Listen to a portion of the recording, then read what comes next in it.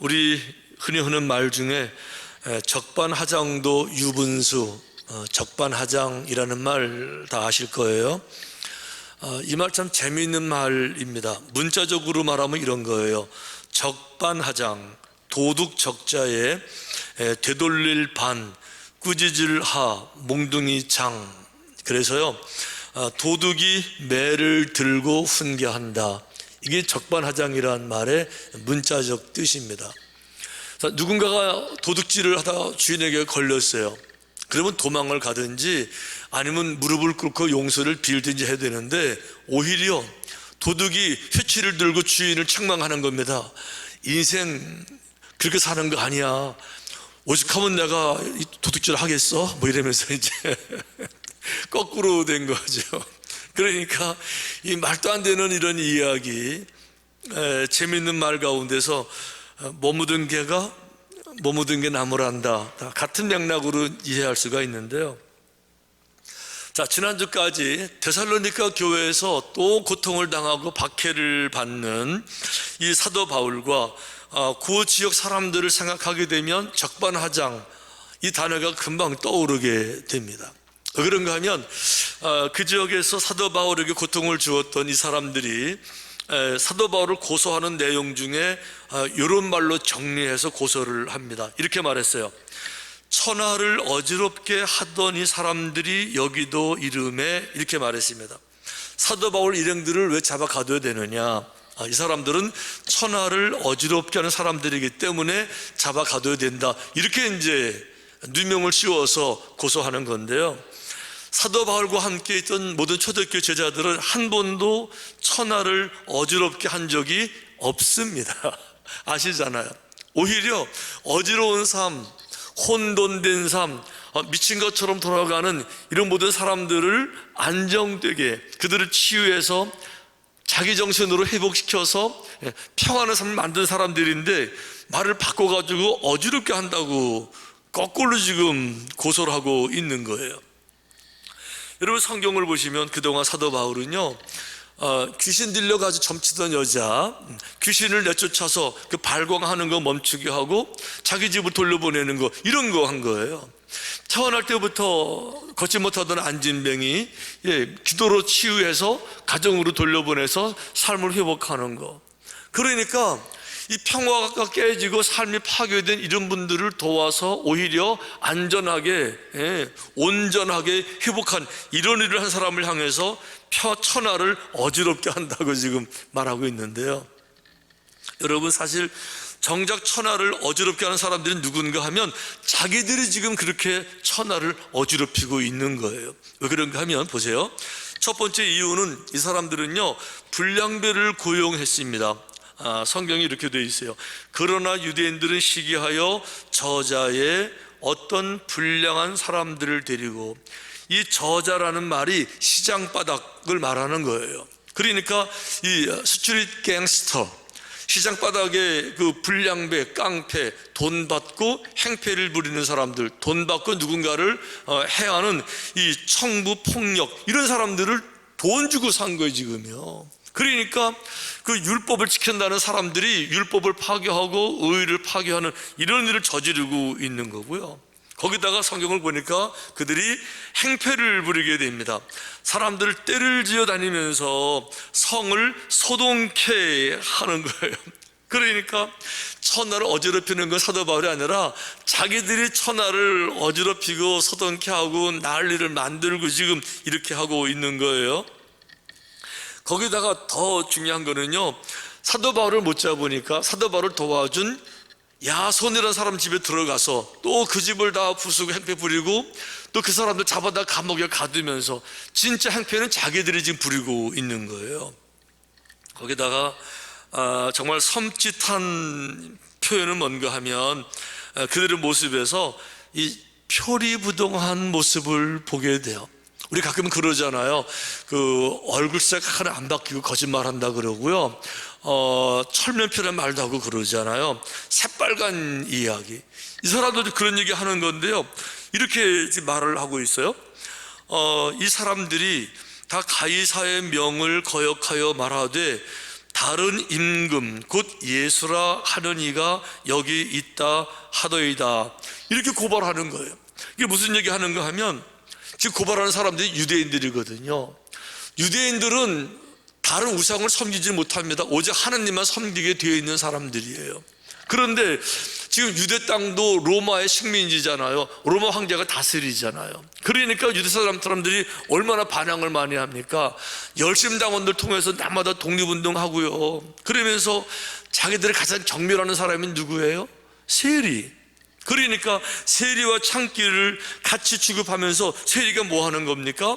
로마의 앞잡이잖아요. 그런 사람들을 경멸하면서, 즉 자기들도 로마 황제를 섬기지 않으면서 자기들은 싹 빼고, 자기들은 충신인 양, 자기들은 정말 로마 황제를 아주 환영하는 사람인 것처럼 자기들은 빼고 바울 일행을 가르쳐서 뭐라고 말해요? 저 사람들은 가이사의 명을 거역하는 사람이라고.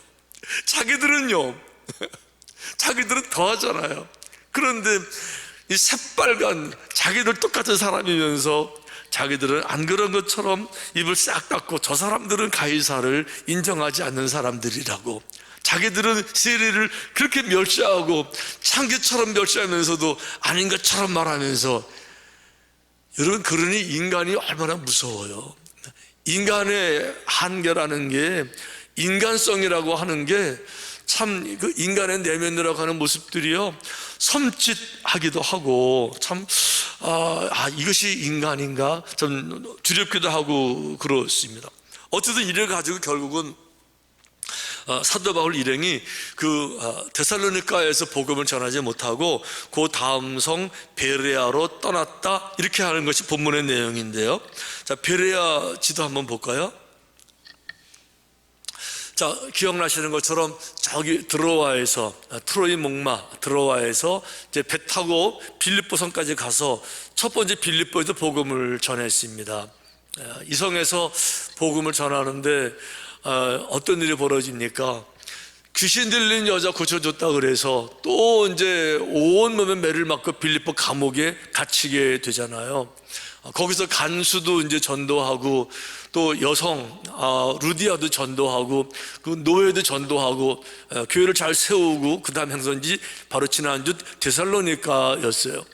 자, 여기도 많은 사람들이 모여서 또 이제 거룩한 공동체를 이루게 되는 게 핍박을 당했잖아요.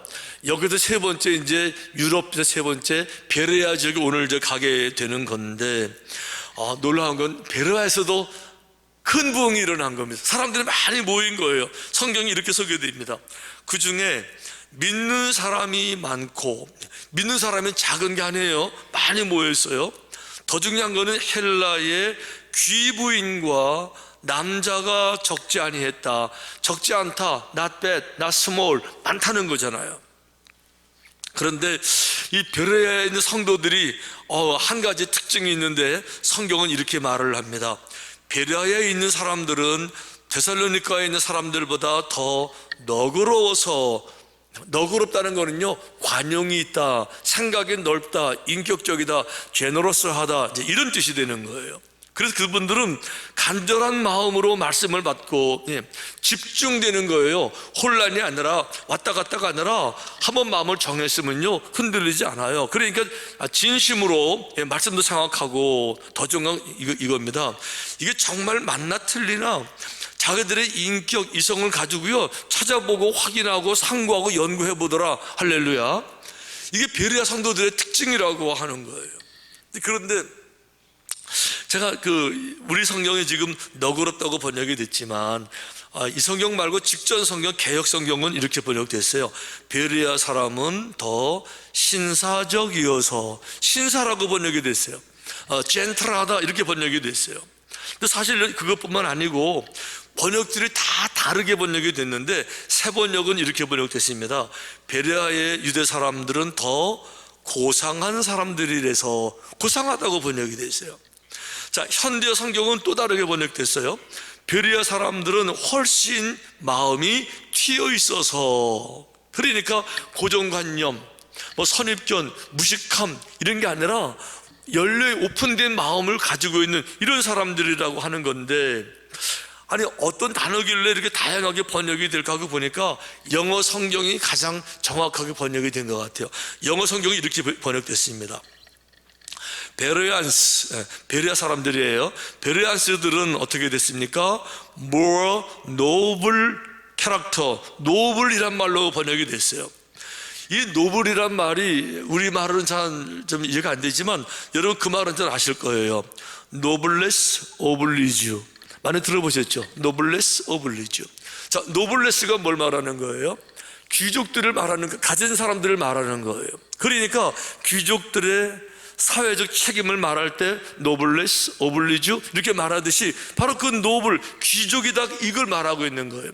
그러니까 초대교회의 성도들은요 그들의 모습에서는 천박한 이런 모습이 전혀 아니고 정말 귀품 있는, 품이 있는, 교양이 있는, 인격이 있고 덕이 있는, 그러니까 신사적이라고 고상하다고 이렇게 마음이 넓다고 제너러스하다고 번역이 지금 되고 있는데 이게 초대교회 바로 그 모습이에요. 제가 이 모습을 바라보는데 몇 가지 이제 느껴지는 게 있어요. 이 싸움이 벌어지는데 항상 일방적인 싸움이에요. 사도 바울은 빌립보에서도 또 데살로니가 오늘 여기 베레아에서도 한 번도 소동도 없고 문제를 만든 것도 없고 다른 사람 고통을 준 것도 없고 항상 엘레강스, 항상 젠틀, 항상 노블, 항상 제너러스하고 늘 관용 있고요 신사적이고 고상하게 덕 인품 이걸 무기 삼아가지고 계속 복음을 전하는데 저쪽 사람들은요 그냥 온갖 종류의 음모 없는 말, 모함, 선동, 돈 주고 깡패까지 사가지고 동원하는 소동 하여간 나쁜 방법은 다 동원해서 지금 이 복음을 전하는 사람들을 강제로 회방하려고 하는 거잖아요. 근데 아주 중요한 거는 바로 이거예요. 상대방은 저렇게 말도 안 되게 누명을 씌우고요 말도 안 되게 모함을 하고 음모를 꾸미고 돈을 써가지고 사람들을 사가지고 행패를 부리고 온갖 나쁜 방법을 다 동원해서 하는데 중요한 건 이거예요. 한 번도 거기에 사도 바울과 함께 초대교회 성도들이 대응을 안 하더라는 거예요. 같이 싸움을 안 하더라는 거예요. 예를 들어 말하면 저쪽에서 악한 방법을 써요. 그럼 여기서도 같이 악한 방법 쓸 수 있잖아요. 그렇게 안 하더라는 거죠. 술수를 써요. 나도 술수 쓸 수 있잖아요. 그거를 안 하더라는 거죠. 마지막까지 참고 마지막까지 견디고 마지막까지 의의를 벗어나지를 않아요. 마지막까지 하나님 말씀을 벗어나지를 않는 거예요. 그러니까 상대방이 아무리 야비하고 정말 치사하고 참 더러운 아주 그 음해하는 투서를 꾸미고 별 다 나쁜 짓 다 해도 모략을 써도 한 번도 같은 방법으로 응대를 안 하는 겁니다. 오히려 온몸으로 다 맞고 감옥에 가두면 갇히고 때리면 맞고 쫓아내면 도망을 가고 이럴지언정 품위를 지키고 덕을 지키고 인격을 지키는 거지 같이 혈기를 부리고 소리를 지르고 같은 방법으로 싸우고 이거를 절대로 전혀 안 한 줄로 믿습니다. 여러분 바로 이것이 진짜 주님을 만난 사람들의 모습이고요 진정한 그리스도인들의 강력한 무기가 이게 무기가 되는 거예요. 여러분 왜 그런가 하면 우리 오늘 고난주간을 맞잖아요. 고난주간 뜻이 뭐죠? 왜 주님께서 고통을 당하세요? 왜 십자가의 못을 박히시죠? 왜 멸치를 당하시죠? 우리의 죄 때문에. 그러니까 우리의 모든 죄 때문에 주님께서 십자가를 지시는 거잖아요. 우리가 허물 때문에 고통을 당하시는 것이잖아요. 그런데 우리가 힘들다고 그래서 그 허물을 또 드러내요. 어렵다고 해서 또 악한 방법을 또 사용해요. 죄악된 방법을 또 사용해요. 그럴 수는 없다는 거예요. 어떤 상황이 돼도 같은 실수, 같은 치사함, 같은 더러움, 같은 야비함, 죄성이 모여있는 그런 모략 그런 거를 사용할 수가 없다는 거죠. 어떤 상황이 돼도 항상 품위를 지키는 거예요. 교양을 지키고 인품을 지키는 거고요. 인격적이고 그러니까 이것이 강력한 성도들의 영적인 무기가 되는 줄로 믿습니다. 여러분, 그 다리오 왕이 다니엘을 국무총리 삼았는데 정말 아주 믿을 만한 사람이니까 삼았잖아요. 하다 보니까 바벨론 사람들이 그냥 있나요? 온갖 음모를 다 해가지고, 아니 왜 다른 나라 사람이 이 나라 국무총리 하는 건데 얼마나 배가 아프겠어요. 이래가지고 그냥 모함을 해가지고 사자굴에 빠뜨렸잖아요. 그때 왕이 이렇게 말해요. 슬피 소리질러 다니엘에게 묻되, 살아계시는 하느님의 종 다니엘아. 보세요, 살아계시는 하느님의 종 다니엘아, 하느님을 믿는 너 다니엘아, 얼마나 다니엘이 젠틀했으면, 엘레강스, 얼마나 통찰력, 지혜, 위즈덤, 제너러스, 분별력 다 가지고 있으면 왕이 지금 의지하고 있는 거예요. 이 왕만 그런 게 아니고요, 다니엘은 3명의 왕들이 국무총리로 썼어요. 처음에 느부갓네살 왕, 두 번째 벨사살 왕, 세 번째 다리오 왕까지. 여러분, 권력이 바뀌면요 총리가 다 바뀌는 겁니다. 그래야 새로 왕이 된 사람이, 새 대통령이 자기 정책을 펼칠 수가 있는 거잖아요. 이 다니엘은 새 왕들이 계속 그 사람을 픽업했을 만큼 신뢰한 거예요. 이게 뭘 말해주고 있죠? 악한 방법을 쓰지 않아도, 술수를 쓰지 않아도, 음모를 꾸미지 않아도요, 얼마든지 정직하게 의를 지키면서 열매를 거두는 능력, 그러니까 그런 사람을 픽업해 쓰는 거죠. 할렐루야. 여러분, 요셉도 그랬어요. 요셉도 애굽의 왕이 요셉을 얼마나 인정하고 신뢰했는가 하면, 나중에 이렇게 합니다. 자기의 인장 반지를 빼어 요셉의 손에 끼우고, 인장 반지가 옥쇠를 말하는 겁니다. 그러니까 왕의 결정권, 직인, 왕의 직인을 아예 맡겨버렸어요.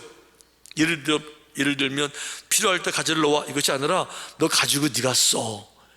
이게 여러분 가능한 거예요. 왜 그렇죠? 그 정도로 철저하게 하나님의 사람 요셉을 신뢰한 거예요. 밖에 그리스도인, 밖에 여호와의 백성 누가 없느냐? 이런 뜻, 같은 의미잖아요. 그뿐만 아니라 자기에게 있는 버금 수레에 그를 태우매 왕들 타고 다니는 대통령 전용 차들을 내준 거예요. 방탄되어지는 롤스로이스 뭐 이런 거 내주는 거죠. 그 정도로 이 애굽의 왕이 요셉을 신임한 거예요. 여러분, 그런데요, 이 다니엘, 요셉, 오늘 바울까지, 어떤 사람은 구약시대, 어떤 분은 신약시대입니다. 시대는 달라요. 상황도 다른데 공통점들이 있어요. 그것이 뭔가 하면 몽땅 다 억울한 일을 당했다는 거예요. 억울한 일. 다니엘도 억울하게 누명 쓰고 감옥 가는 거고요, 사자굴로 들어가는 거고, 요셉은 뭐 더 그렇죠. 뭐 보디발 장군 부인이 간음하려고 그랬다, 언제 그런 적 전혀 없잖아요. 누명 쓰고 억울하게 감옥 가는 거잖아요, 지금이요. 사도 바울이요, 한 번도 세상에 소동을 일으켜 본 적이 없는 사람인데 몽땅 다 누명 쓰고 억울한 일을 당한 것이 공통점이에요. 두 번째 공통점 뭔가 하면, 그런데요, 한결같이 똑같은 방법으로 대응하지 않았어요. 똑같은 음모를 쓰고 술수를 써서 빠져나오지 않았고요, 똑같은 방법으로 아주 복수하거나 악한 방법으로 이겨내려고 싸운 사람들이 아니라 고통은 온몸으로 고스란히 다 받아들였어요. 억울한 거 다 받아들였고, 피해 고스란히 다 감당했고, 아픔, 고통 온몸으로 다 맞닥뜨려서 다 받아들였어요. 온몸으로 다 소화시켰어요. 세 번째 공통점 뭔지 아세요? 억울하다고, 억울하다고 그래서 그동안 쌓았던 믿음, 인격, 교양, 아까 말한 것처럼 노블, 제너러스, 엘레강스, 젠틀, 이거 다 버리고 옛날 모습 나와가지고 또 혈기 부리고 안 하나 못할 말 그걸 못하고 뒤집어, 이거 전혀 없었어요. 전혀 그러지 아니하고, 그런 방법 하나도 쓰지 아니하고 완전히 새로워진 모습으로 인격적으로 마지막까지 교양, 인품, 마지막까지 품위, 마지막까지 뭐 소리 지르고 막 부르짖고 뭐 이렇게 하지 않고, 그걸 온전하게 덕으로, 제너러스, 관용으로 다 이겨나가게 된 줄로 믿습니다. 네 번째 특징, 공통점이 뭔가 하면, 그런데요, 결국 그들이 최후 승리를 다 이루었다는 거예요. 그래서 진 것이 아니라 사자굴에 들어갔다고, 감옥에 들어갔다고, 모함받았다고 진 것이 아니라 결국은요, 오히려 이 고통이 변화가 돼서 다 놀라운 승리의 영광을 이루게 된 줄로 믿습니다. 그런데요, 억울한 걸 온몸으로 다 그냥 감당하시면서 억울해라고 소리치지 않으셨어요.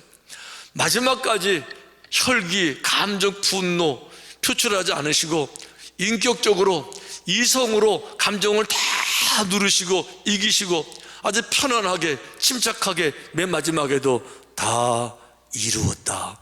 한결처럼 이게 예수님 모습이지. 다 진 줄 알았는데, 십자가 돌아가실 때 진 줄 알았는데 진 것이 아니라 바로 그곳에 하나님의 능력, 생명의 영이 임하시니까 무덤을 가로막아도 돌문도 굴러서 떨어지고, 돌문이 열리면서 부활의 능력으로 나타나게 된 줄로 믿습니다. 그리스도인들의 진짜 무기는 바로 이거예요.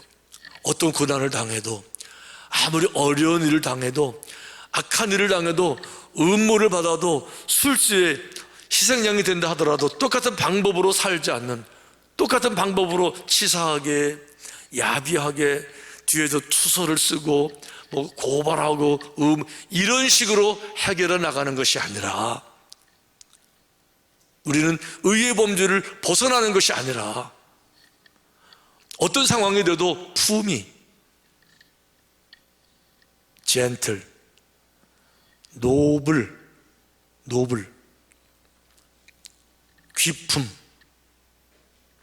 이성, 성품, 강력한 우리의 무기인 줄로 믿습니다.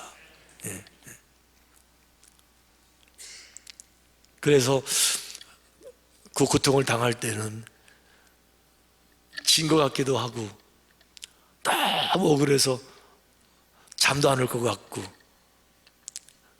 그런 불이익을 당할 때는 견딜 수 없는 아픔이 있을지 모르지만 함께 하실 주님 바라보면서 그래도 믿음의 의의를 지키고,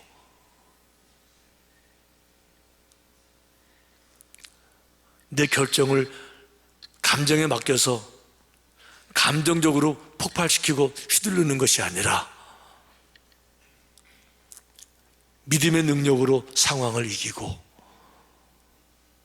꿰뚫러 보고 분별하면서 마지막까지 노블을 지켜내는 것, 베레아교의 무기, 노블, 엘레강스, 젠틀, 제너러스, 강력한 무기, 이 무기가 우리 교회도 넘치게 되시기를, 그 무기로 마지막까지 승리하게 되시기를 주님의 이름으로 축원합니다.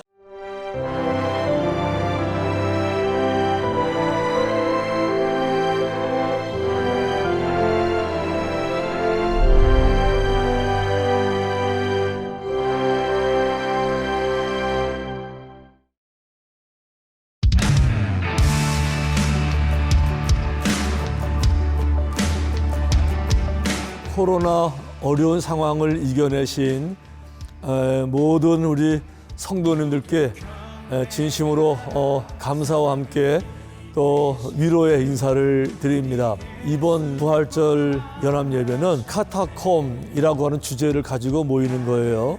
잠시 어려운 환난 때문에 피해 있었지만은 믿음을 포기하는 것이 아니라 마지막까지 믿음을 지켜낸 초창기 성도들을 배우려고 하는 그런 의미가 있는 거고요. 자, 지금은 다시 저희들이 일어나야 될 때인 것 같으세요.